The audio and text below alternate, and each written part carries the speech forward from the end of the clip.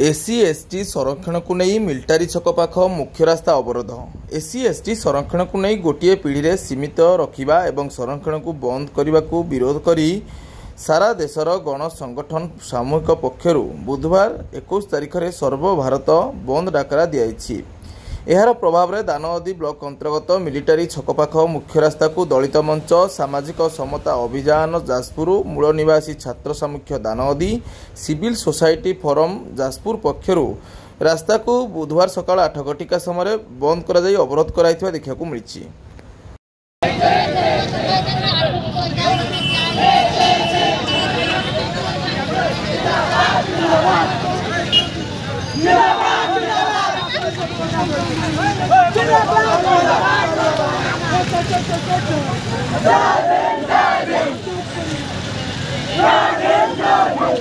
अच्छी